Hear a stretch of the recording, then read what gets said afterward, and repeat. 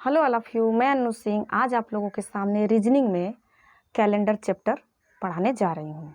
तो सबसे पहले हम लोग कैलेंडर में कुछ जानकारी ले लेते हैं कि इसका शुरुआत कैसे हुआ। जैसे विश्व भर में हम लोग जानते हैं कि ये विश्व भर में 75 कैलेंडर प्रचलित है, जिसमें सर्वाधिक जो प्रचलित कैलेंडर है वह है ग्रेगोरियन कैलेंडर। इसे पोप ग्रेगरी ने 24 फरवरी सन 1582 को लागू किया था और इसे 15 अक्टूबर सन 1582 को शुरू किया गया था। अब हम लोग देखते हैं कि कैलेंडर के अंतर्गत क्या क्या आता है। तो ये हो गया कैलेंडर। इसके अंतर्गत आता है साल, इसके अंदर आता है महीना और महीने के अंदर आता है सप्ताह और सप्ताह के अंदर आता है दिन। अब ये देखते हैं, हम एक साल को ले लेते हैं। यहाँ पे एक साल में कितने महीने होते हैं? 12। अब 12 में यहाँ सप्ताह दिया है तो पहले हम लोग दिन जान लेते हैं, उसके बाद से सप्ताह को निकालेंगे। तो 12 महीनों में अगर वो सामान्य वर्ष है तो हो जाएगा 365। अगर वो लीप वर्ष है तो हो जाएगा 366 दिन। 365 दिन सामान्य वर्ष में और 366 दिन लीप वर्ष में। अब देखिए, एक साल में इतना दिन तो आ गया। अब हमको निकालना है सप्ताह। तो सप्ताह निकालना है तो क्या करेंगे? सबसे पहले 365 में हम 7 से भागा दे देंगे। 7 5 35, 6 में से 5 गया 1, कट गया और ये 5 उतर गया। 7 दूनी का 14 और 1, तो कितना होगा? सामान्य वर्ष में होगा 52 सप्ताह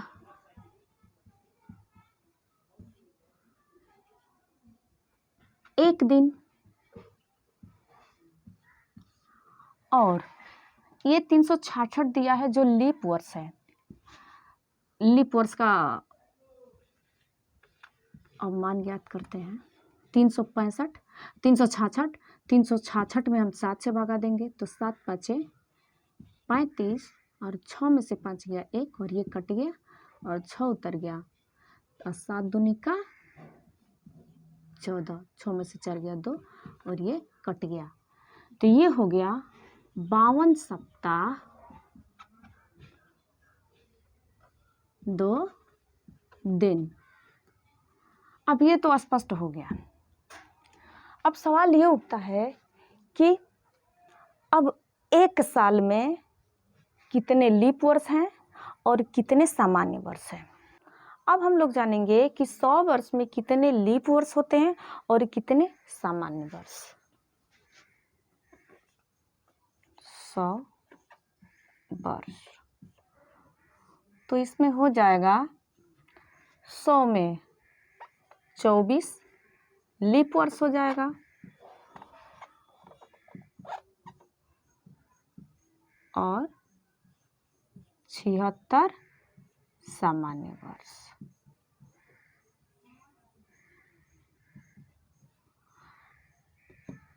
ये तो इतना पता चल गया कि 100 वर्ष में इतना लीप वर्ष, 24 लीप वर्ष होगा और 76 सामान्य वर्ष। देखते हैं कि जब 24 हमारा 100 वर्ष में 24 हमारा लीप वर्ष आ गया तो इसमें 2 अतिरिक्त दिन आता है। तो हम 2 से गुणा करेंगे तो ये हो जाएगा 24 दूनी का 48 विषम दिन। इसको विषम दिन में बदल दिए। और यहाँ 76 है तो सामान्य वर्ष में मात्र 1 दिन अधिक होता है, या इसको समझे तो विषम दिन बोलिए। तो हो जाएगा यहाँ पे 76 विषम दिन। अब इन दोनों को हम लोग जोड़ लेते हैं, ऐड कर लेते हैं। 48 और 76 तो हो जाएगा 8 6 14 और 7 4 11 1 12 दिन।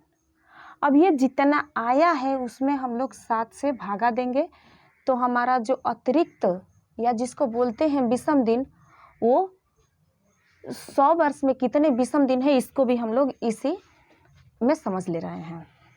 तो हो जाएगा यहाँ पे 124/7, तो 7 एका में 7 और 5 12 54 हो गया, और 7 एका में 7, यहाँ देख लेते हैं, 7 एका में 7 5 और ये 4 उतर गया, और 7 7 49, तो 14 में से हो गया 5 और ये कट गया, तो ये 17 सप्ताह आ गया और 5 अतिरिक्त दिन आ गया। तो 100 वर्ष में कितने अतिरिक्त दिन आते हैं? 5। अब 200 वर्ष में हम लोग जानते हैं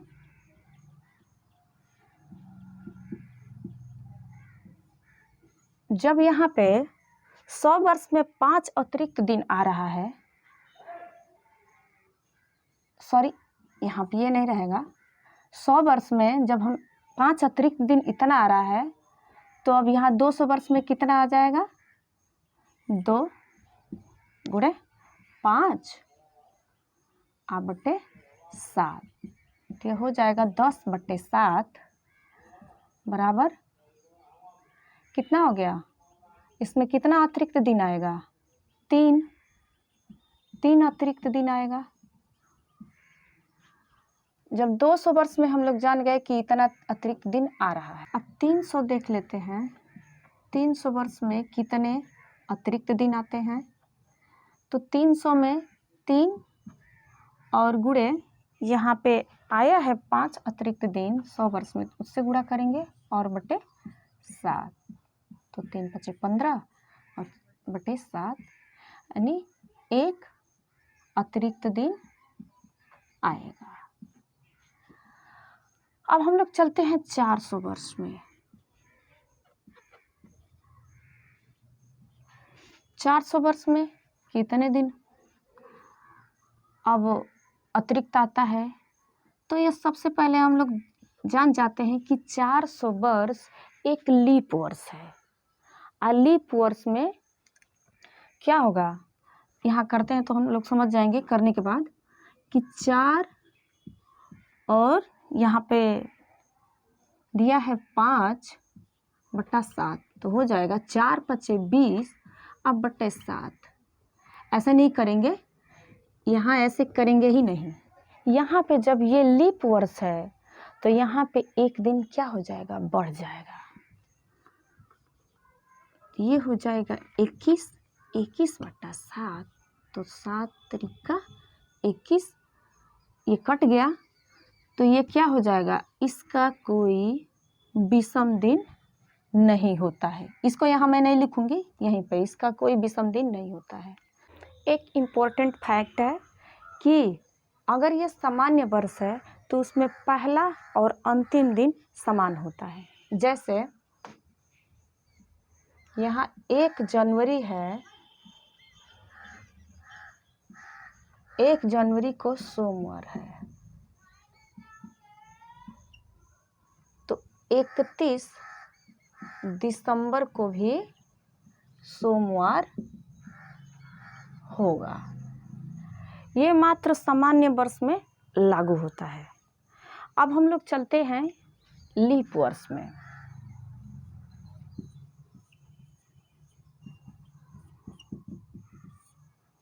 लीप वर्ष का पहला दिन और अंतिम दिन असमान होता है। जैसे देखते हैं, यदि 1 जनवरी को सोमवार है तो 31 दिसंबर को मंगलवार होगा। मंगलवार होगा क्योंकि इसमें बढ़ जाता है, अंतिम दिन में बढ़ जाता है। अब देखिए अब दिन पे चलेंगे। किसी भी दिन में अगर कोई भी हमको दिन ज्ञात करना है तो उसमें 7 जोड़िए या घटाइए, वही दिन प्राप्त होगा। अब हम लोग चलते हैं क्वेश्चन पे। यदि किसी महीने में 2 तारीख को रविवार पड़ता है तो उसी महीने में 31 तारीख को कौन सा दिन होगा? अब देखिए यहाँ पे जब 2 तारीख को रविवार पड़ता है तो कहा है क्या कि 31 तारीख को कौन सा दिन होगा, उसी महीने में 31 तारीख को कौन सा दिन होगा। तब 2 तारीख में हम 7 ऐड करते हैं तो 9वां दिन भी रविवार ही होगा। फिर 9 में 7 को हम ऐड करेंगे तो ये 16, तो ये भी रविवार ही होगा। और 16 में 7 को ऐड करेंगे तो हो जाएगा 23, तो 23 को भी रविवार ही होगा। और 23 में हम 7 को ऐड करेंगे तो ये हो जाएगा 30, तो ये भी रविवार ही होगा। तो इसमें पूछा क्या है कि 31 तारीख को कौन सा दिन होगा उसी महीने में। तो 31 प्लस 1 बराबर 31, तो ये तो संडे है ही, रविवार है ही, तो अब ये क्या हो जाएगा 31 तारीख को? सोमवार। दूसरा क्वेश्चन है कि यदि परसों शनिवार है तो कल से 3 दिन पहले कौन सा दिन होगा? अब देखिए यहाँ पे मैं एक लाइन खींचती हूँ।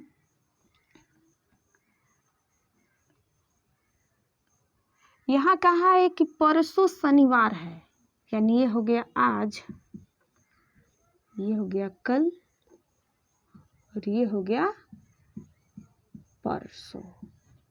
तो परसों दिया है यहाँ पे शनिवार,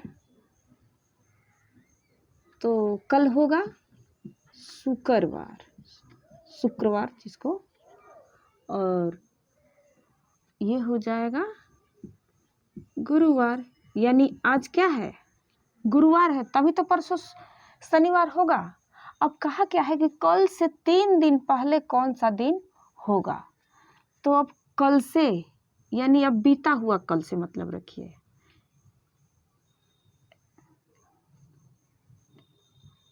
अब यहाँ पे मैं कल और उसके बाद से मैं 3 पॉइंट लगाई हूँ, इसके बाद से हम लोग समझ लेते हैं। कल हो जाएगा हमारा बीता हुआ कल, इसको लिख देते हैं बीता हुआ कल, तो इसमें हो जाएगा बुधवार। अब यहाँ कल से कहा है यानी इसको छोड़ दीजिए, बीता हुआ कल के 3 दिन बाद, तो 1 2 3, तो बुध हो गया। अब बुध के पहले अब क्या आएगा? मंगल आएगा, ये हो गया मंगल, ये हो गया सोम और ये हो गया रवि। तो कहा है ना कि कल से 3 दिन पहले कौन सा दिन होगा, तो कल ये हो गया। अब इसको छोड़ दीजिए, अब इसके 3 दिन पहले का दिन होगा मंगल, सोम और रवि, तो हमारा आंसर है रवि।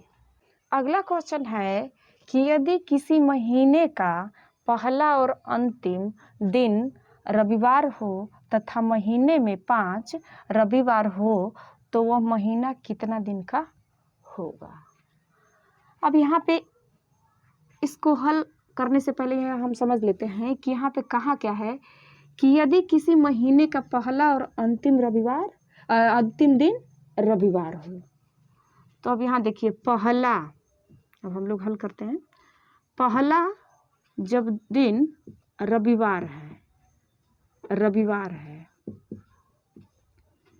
तो इसमें हम लोगों को पता है कि इसमें 7 जोड़ेंगे या 7 घटाएंगे तो वही दिन प्राप्त हो जाएगा। तो यहाँ पे हम लोग जोड़ते जाते हैं, तो 1 7 8, 8 को भी रविवार ही होगा।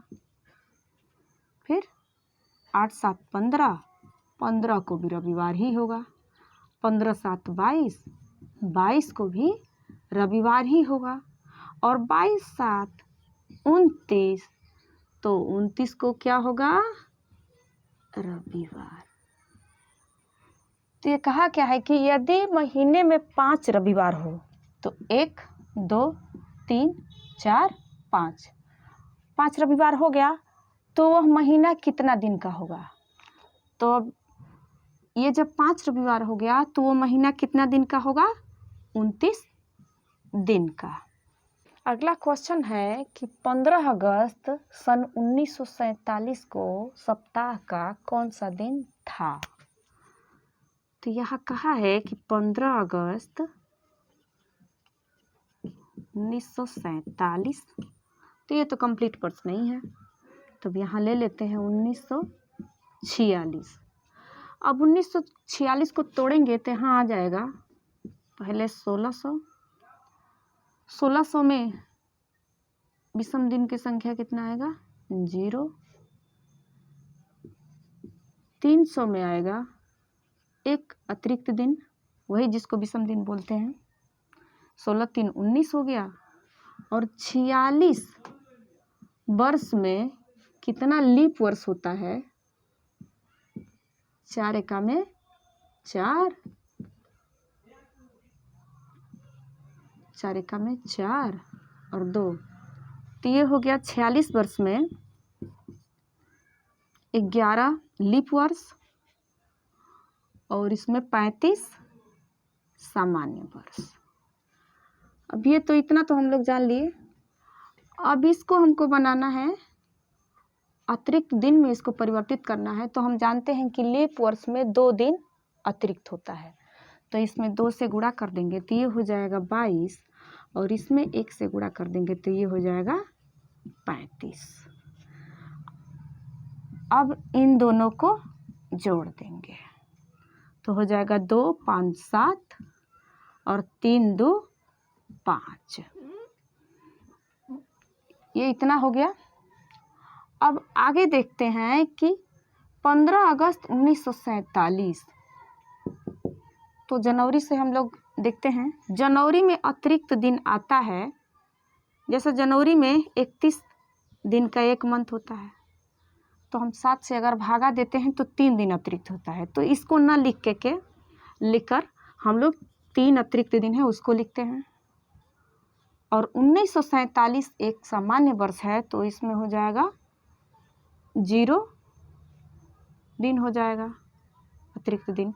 फिर उसके बाद से मार्च में 3 दिन अतिरिक्त, अप्रैल में 2 दिन, मई में 3 दिन, जून में 2 दिन और जुलाई में 3 दिन, और अगस्त में कितना दिन दिया है? 15। तो ये हो जाएगा 15 3 18 2 20, 20 15 3 18 2 20 3 23 2 25 3 28 3 31। अब हम सबको जोड़ देते हैं, सबको ऐड कर देंगे। 57 31 और यहाँ कितना है? 1, तो हो जाएगा 1 1 2 2 7 9 और 3 5 8। अब इसके बटा 7 हो जाएगा, तो अब यहाँ पे कर लेते हैं हम लोग। 89 में 7 से भागा देंगे तो 7 एका में 7, 8 में 7 गया 1 और 9, 7 दूनी का 14 और 9 में से 5 गया 4 और ये कट गया, तो 5 अतिरिक्त दिन आया। तो इसमें 5 अतिरिक्त दिन आया, तो हमारा 5वां दिन क्या होगा? 5वां दिन शुक्रवार होगा। अब हम लोग ये समझते हैं कि 5वां दिन शुक्रवार कैसे आया। तो हम सबको पता है कि वीक का, जिसको बोलते हैं सप्ताह, सप्ताह का पहला दिन सोमवार होता है। तो पहला दिन सोमवार, दूसरा मंगलवार, तीसरा बुधवार, चौथा गुरुवार, पांचवा शुक्रवार, छठवा शनिवार और सातवां रविवार। तो इससे स्पष्ट हो गया होगा कि पांचवा दिन शुक्रवार है। आज आप लोगों ने कैलेंडर में अच्छे अच्छे क्वेश्चनों को हल किया है। तो मैं यही कहना चाहूँगी कि आप लोग इस वीडियो को लाइक करिए, सब्सक्राइब करिए और बेल आइकन को प्रेस करना ना भूलिए।